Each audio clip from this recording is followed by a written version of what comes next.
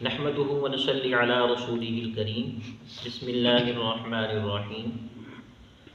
سورۃ الفاتحہ کے اندر ہم نے اللہ تبارک و تعالیٰ سے یہ دعا کی تھی، یہ درخواست کی تھی کہ اہدنا الصراط المستقیم، اے اللہ ہمارے صراط مستقیم والے راستے کی رہنمائی کیجیے۔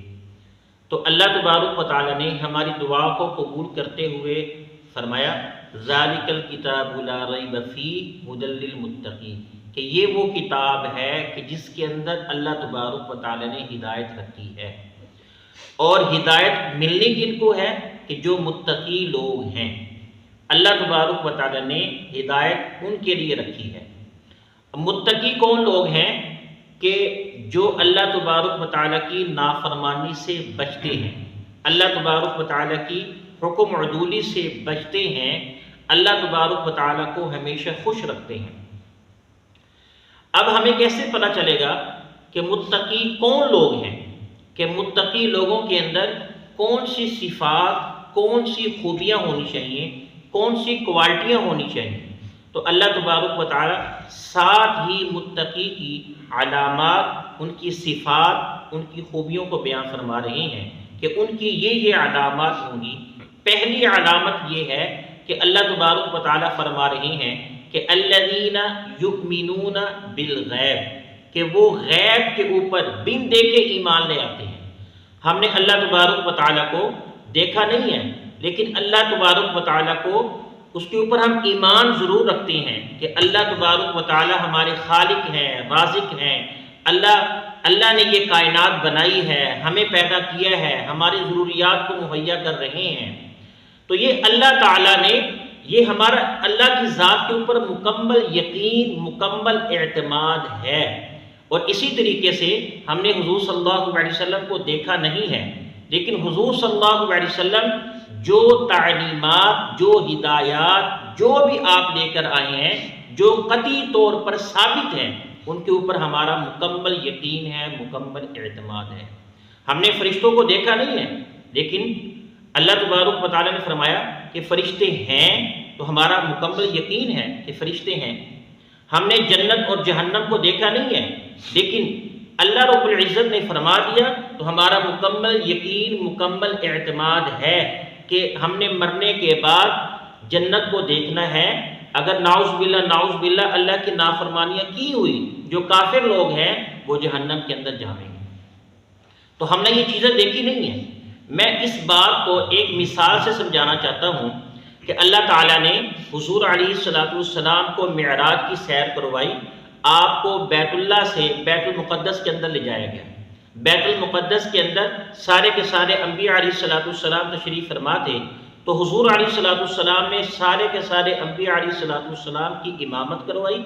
امامت کروانے کے بعد آپ کو ساتوں آسمان کی سیر کروائی گئی، جنت اور جہنم دکھائی گئی، اللہ تبارک و تعالیٰ سے براہ راست ملاقات کی گئی۔ تو حضور علیہ السلام آتے ہیں واپس مکہ کے اندر، صبح بیدار ہوتے ہیں، لوگوں کو بتاتے ہیں کہ میں نے ایک ہی رات کے اندر بیت المقدس اور پھر ساتوں آسمان اور جنت اور جہنم اور اللہ تبارک و تعالیٰ سے ملاقات کر کے آیا ہوں۔ اب جتنے بھی بڑے بڑے سردار تھے، جتنے بھی بڑے بڑے کفار تھے، عتبہ تھا، شیبہ تھا، ولید تھا، انہوں نے حضور علیہ السلام کی اس بات کا انکار کرنا شروع کر دیا کہ یہ کیسے ہو سکتا ہے کہ ایک ہی رات کے اندر، چونکہ اس وقت ہوائی جہاز ایسی سہولیات کی چیزیں نہیں تھی کہ ایک اگر آدمی بیت اللہ سے بیت المقدس کے لیے سفر کرنا چاہتا تھا تو کئی دن، کئی مہینے لگ جایا کرتے تھے۔ اس وقت یہ جہاز والی سہولت نہیں تھی، تو اس وقت ان کو یہ بات وہ مان نہیں رہے تھے۔ تو انہوں نے کہا کہ اب ہم دیکھتے ہیں کہ حضرت ابوبکر صدیق رضی اللہ تعالیٰ عنہ کے پاس جاتے ہیں اور ان کو بتاتے ہیں کہ تمہارے جو دوست ہیں جن کے اوپر تم ایمان لائے ہو، وہ ایسی باتیں کہہ رہے ہیں، آیا کہ تم ان کی تصدیق کرتے ہو یا تم ان کا انکار کرتے ہو؟ تو سارے کے سارے بڑے بڑے سردار حضرت ابوبکر صدیق رضی اللہ تعالیٰ عنہ کے پاس جاتے ہیں۔ حضرت ابوبکر صدیق رضی اللہ تعالیٰ عنہ کو کہتے ہیں کہ آپ کا ایسے آدمی کے بارے میں کیا خیال ہے کہ جو آدمی اس بات کا دعویٰ کرتا ہے کہ کہ میں نے ایک ہی رات کے اندر بیت اللہ سے بیت المقدس تک گیا اور وہاں سے پھر ساتوں آسمان اور پھر جنت اور جہنم اور پھر اللہ تبارک و تعالیٰ سے ملاقات کی ہے؟ تو حضرت ابوبکر صدیق رضی اللہ تعالیٰ عنہ نے فرمایا کہ وہ آدمی جھوٹا ہے۔ تو انہوں نے کہا کہ اگر یہی بات تمہارے جو دوست ہیں جن کے اوپر آپ ایمان رکھتے ہو حضور علیہ الصلوۃ والسلام کہتے ہیں، پھر آپ کا کیا خیال ہے؟ تو حضرت ابوبکر صدیق رضی اللہ تعالیٰ عنہ نے فرمایا کہ اگر یہی کلمات میرے نبی صلی اللہ علیہ وسلم کے منہ مبارک سے نکلے ہیں تو میں اس کے اوپر ایمان بھی رکھتا ہوں، اس کی تصدیق کرتا ہوں، مکمل مجھے اعتماد اور بھروسہ ہے۔ یہ ہے ایمان۔ اب حضرت ابوبکر صدیق رضی اللہ تعالیٰ عنہ نے دیکھا نہیں تھا، لیکن آپ کے منہ مبارک سے جو کلمات نکل آئے، آپ کو پتا تھا کہ اس منہ سے جھوٹی بات نہیں نکل سکتی، تو آپ فوراً اس کے اوپر ایمان لے آئے، فوراً اس کی تصدیق کی۔ یہ ہے ایمان بالغیب، اس کو کہتے ہیں ایمان بالغیب۔ اور دوسری متقی لوگوں کی علامات اور خوبی یہ ہے کہ بن دیکھے ایمان کے ساتھ ساتھ وَيُقِيمُونَ الصَّلَاةَ کہ وہ نماز کو بھی قائم کرتے ہیں۔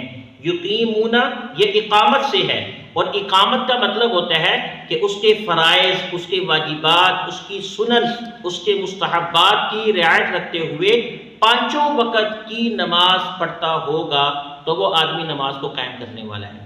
ایسا نہیں ہے کہ ہفتے بھر کے اندر ایک نماز پڑھ لی، ایسا نہیں ہے کہ مہینے بھر کے اندر ایک نماز پڑھ لی، تو وہ نماز پڑھنے والا تو وہ بھی شمار ہوگا، لیکن نماز کو قائم کرنے والا وہ آدمی ہوگا کہ جو اس کے فرائض، اس کے واجبات، اس کی سنن اور اس کی ساری نمازوں کی مکمل پابندی کے ساتھ پڑھتا ہوگا، تو وہ آدمی متقی کی فہرست کے اندر شمار ہوگا۔ تیسری علامت اور خوبی اللہ تبارک و تعالیٰ یہ بیان فرما رہے ہیں وَمِمَّا رَزَقْنَاهُمْ يُنْفِقُونَ اور اللہ کے دیے ہوئے میں سے وہ خرچ کرتا ہے۔ زکوٰۃ تو دینی ہی دینی ہے۔ جو صاحب زمیندار ہیں، زمیندار جو لوگ ہیں، انہوں نے عشر تو نکالنا ہی نکالنا ہے۔ عشر کے ساتھ ساتھ، زکوٰۃ کے ساتھ ساتھ وہ اللہ کے راستے میں صدقہ اور خیرات بھی کرتے رہتے ہیں۔ مفسرین نے یہاں پر یہ بات بھی فرمائی ہے کہ مال کے علاوہ اللہ تبارک و تعالیٰ نے جو اور ان کو خوبیاں دی ہیں، مثال کے طور پر جو صاحب علم ہے وہ اپنا علم خرچ کرتا ہے تو وہ بھی متقیوں کی فہرست کے اندر شمار ہے۔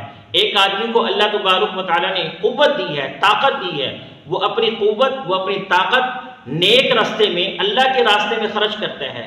ایک آدمی کو اللہ تبارک و تعالیٰ نے صنعت دی ہے، صنعت کی صلاحیت اور کوالٹی دی ہے، وہ چیزیں بناتا ہے۔ اگر وہ اپنی صلاحیت یہ اللہ کے راستے میں خرچ کرتا ہے تو وہ بھی متقیوں کی فہرست کے اندر شمار ہوگا۔ وَمِمَّا رَزَقْنَاهُمْ يُنْفِقُونَ کہ اللہ کے دیے ہوئے میں سے اللہ کے راستے کے اندر وہ خرچ کرتے ہیں، چاہے مال ہے، چاہے وہ اپنی کوئی صلاحیت، اپنی کوالٹی اللہ کے راستے کے اندر خرچ کرتے ہیں۔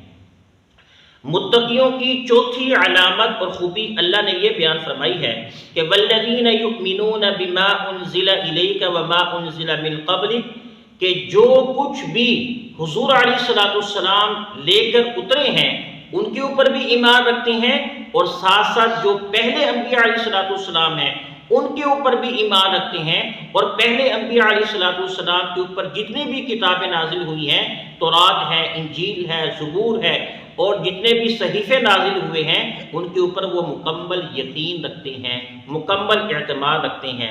تو اللہ تبارک و تعالیٰ فرما رہے ہیں وَبِالْآخِرَةِ هُمْ يُوقِنُونَ کہ وہ آخرت کے اوپر بھی ایمان رکھتے ہیں، یقین رکھتے ہیں کہ ہم نے مرنے کے بعد قبر کے اندر جانا ہے اور ہم نے اللہ کے سامنے پیش ہونا ہے، ہم نے پل صراط سے گزرنا ہے، میدان حشر قائم ہوگا۔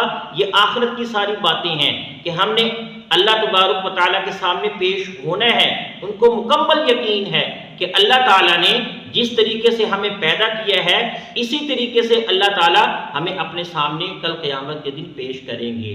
چونکہ کفار میں سے کچھ لوگ ایسے بھی تھے، مشرکین میں سے، وہ کہتے تھے کہ مرنے کے بعد کوئی زندگی نہیں ہے، مرنے کے بعد، مرنے کے اوپر تو مکمل یقین رکھتے تھے، لیکن مرنے کے بعد اٹھنے کے اوپر یقین نہیں رکھتے تھے کہ مرنے کے بعد کوئی زندگی نہیں ہے کہ اللہ تعالیٰ اس کو ختم کر دیں گے۔ لیکن مسلمانوں کا یہ عقیدہ ہے وَبِالْآخِرَةِ هُمْ يُوقِنُونَ کہ متقیوں کی جو پانچویں صفت اور پانچویں خوبی ہے کہ وہ آخرت کے اوپر بھی یقین رکھتے ہیں۔